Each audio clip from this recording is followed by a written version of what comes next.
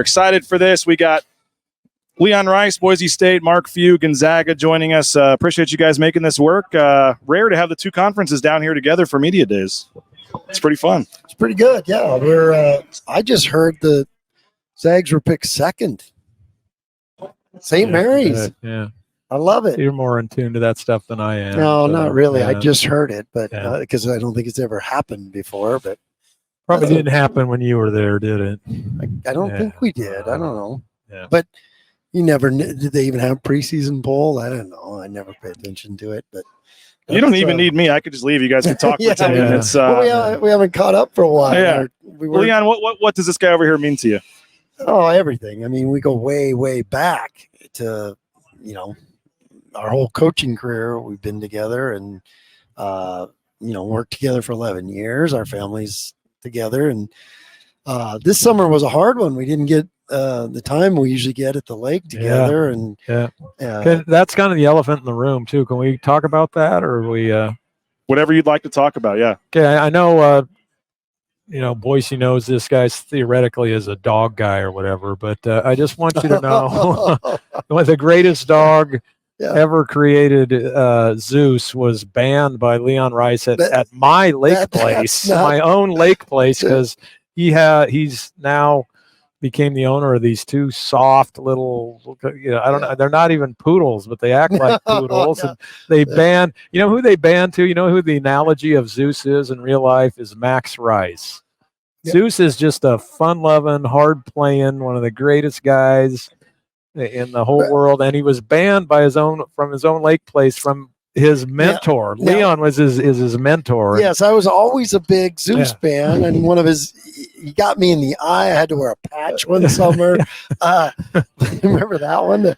But there's more to it. Zeus is more like Brock than Max. He's got a little loose screw to him. He's Max, man. He's just a fun-loving dude who just goes hard and has a good time. And it wasn't that I would have had to go get him out, and Zeus doesn't like car rides. He loves car rides. Yeah. Zeus is a loose cannon. And Zara. Mind you, I'm having to process this while I'm trying to help coach Team USA to a gold medal, and I've got a lot on my mind, and just getting hit by friendly fire back home. I know. Mark, what does this guy mean to you? Good segue there. So let's. He doesn't want to talk about my mic was muted, but I asked you what this guy over here means to you. No, hey, listen, he's family, man. He Robin, the boys. We essentially Marcy and Robin raised our tribes together in this bizarre and wild and crazy profession. He's a huge part of what we built at Gonzaga and still is to this day. I mean, he's the guy I talk to the most and talks me off the ledge and all that as you get to those spots during any season. And he's been everything to me and the program and all of that. So what are his biggest strengths as a coach, you think? I think we share the same thing. We probably coach more off field than just straight. We're kind of in an era of just straight analytics, and kind of everybody leans on those instead of using their own eyeballs. And I think we both just use our own eyeballs. He's got a great feel for that. He's a great evaluator. He's got a great feel for people and how to, nudge them and push them and do whatever he takes to get, peak performance. And he's incredibly well liked, not only within your own program, but outside in the athletic department, school wise and community wise. What about for you, Leon? What do you still take away from your time with him that it makes you the coach you are today? Well, like you said, it's a feel thing. I mean, that's what Mark does so well. The right players get the right shots. He knows how to motivate each individual, whether it's staff or players. But that's the everyone always asks me that. What's different? And he always does what's important. There's so much going on around our jobs that he keeps his focus on what wins and what's important. And the players are important. The culture is important. The way he he treats the guys and the way he cares, about them for the rest of their lives. And that, that's the cool thing about him staying there for so long. And then me getting to stay at Boise for so long, you finally get to build that. And it's harder to stay at one place. We've talked about this a lot. It's a lot harder to stay at one place than it is to bounce around and kind of stay ahead of the posse. And, you can stay alive in this profession easier by maybe doing that than being able to stay and sustain it. And to, every year for the last 23 years, it was, this will be the year they fail. This will be the year. And I looked at something the other day that's phenomenal. The consecutive NCAA tournaments. It's Michigan State, and they're 1 year behind them. And then there's a drop off to where it's only like 4 or 5 years in a row. To be able to do that year in, year out, with all the stuff that can happen within a program and injuries and bad luck. And to just consistently get back there and do it and keep climbing those to that next thing, and the next thing. And that's phenomenal, and it's hard because you don't see that anywhere else. I'm sure you're not surprised to see him get it rolling the way he has at Boise, and obviously making the tournament the last couple of years. What have you making of what he's done at Boise? No, I mean, I'm not surprised at all. And he's put his own stamp and his own style and his own brand on it. But no, not surprised at all. And doing it the right way, I think is very underrated. Also, even though I guess we don't have any rules anymore, but whatever the rules were at that particular time, he was doing it the right way, and he does it with great guys. I've had the opportunity to,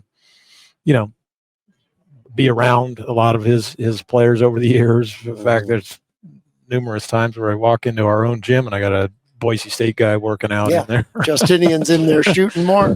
Yeah, but anyway. How they get in there, I don't know. Leon still has, even though it's a new building and everything, Leon still has access. I think my key card still works. I don't know. And I tell these guys the secret ways in. Yeah. But we were talking. I was thinking about this on the way, down here. Back in the day, like you said, when Mark first became the head coach, we had all those guys returning, or a lot of them. Well, then the next year we lost a lot of guys, and we had to be out recruiting all the time, and we were, up to our tail in alligators, as Ray would say. But we were so busy, and all our kids were so young, and Robin and Marcy really raised Max and AJ and Joe and Kate and Brock and Julia and Colt. They were all in a group, and so they all grew up together. Those Saturdays down at practice, all the kids, Tommy would bring all his kids, and they'd have a free for all while we were all there all day at the arena. And then when I left, it was like a divorce. Yeah. You were dividing the children up. And one thing that stuck with me that I always like, it's crazy, but John Stockton said it to us that, each year those kids will start to develop more friends on their own, and they'll kind of grow apart. And I was like, oh, that's terrible. I hope that doesn't happen. And it didn't. Wow. Those kids are as tight today, all of them, as they were when we left. It's pretty cool. I don't know how much time I have in the interview, so I got to get this out of the way. Okay. Whose fault is it that you guys haven't played yet? We're not going to ever play. And, if we play, hopefully it'd be a national championship game. That's right. I mean, it's just too complicated. And like you said, we talk all the time and share so much stuff, and we're open. We go on vacations together. We don't want to have to be, because he gets psycho competitive and me. I'm normal. Okay. This guy flips a switch. So yeah. No, it ain't gonna happen. No. What about a charity exhibition or something? Come on. I tried. I wanted the Julian Locke in our building. Yeah.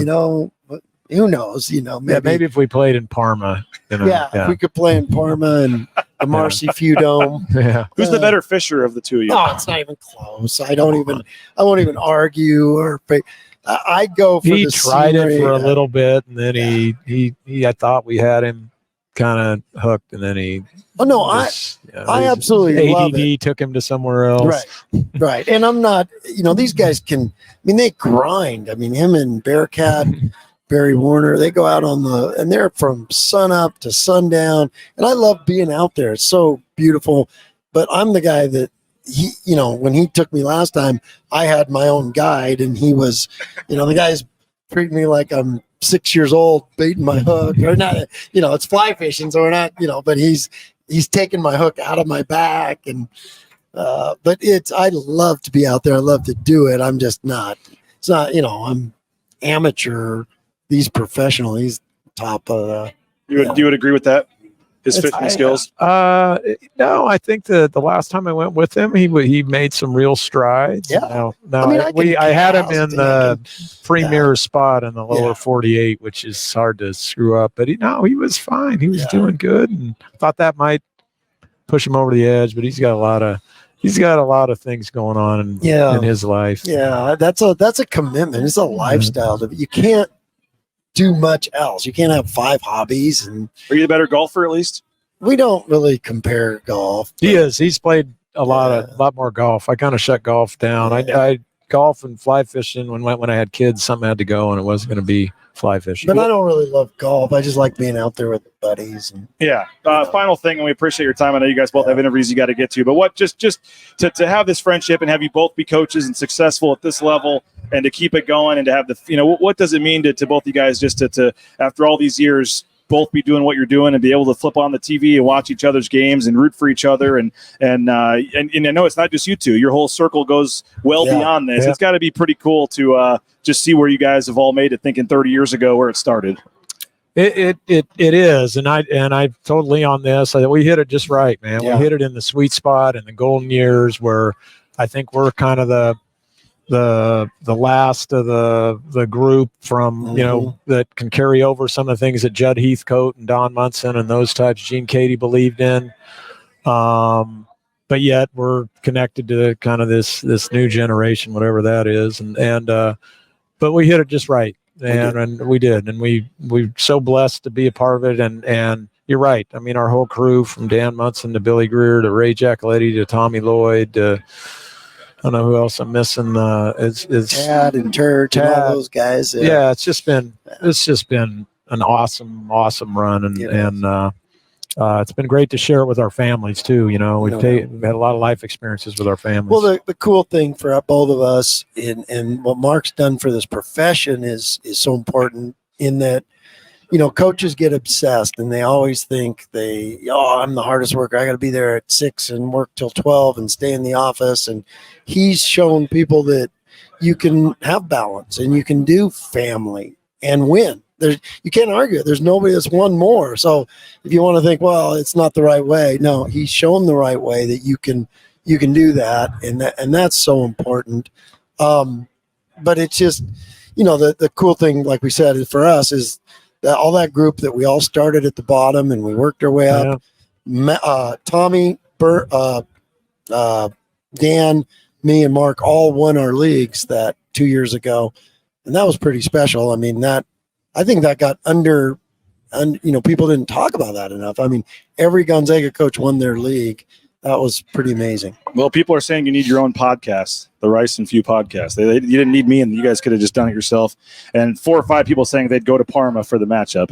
Yes, I think we need to do that. No doubt. And then we can have that boat race like we had on the little in their backyard, the Laka backyard. Well, we can see the shrine to Marcy Few's 800-meter time. Yes. She's still the school record holder, True. I bet she could go break that time right now. There you go. Mark, appreciate the time. Leon, appreciate it, guys. And best of luck this year. Leon, we'll talk to you a little bit later. We'll be back. Mountain West Media Days coming up at 1 o'clock. We'll have Leon take some of your fan questions as well, so check back in then. Bronco Nation News, we'll talk to you at 2 o'clock in Boise, 1 o'clock here on Bronco Nation News.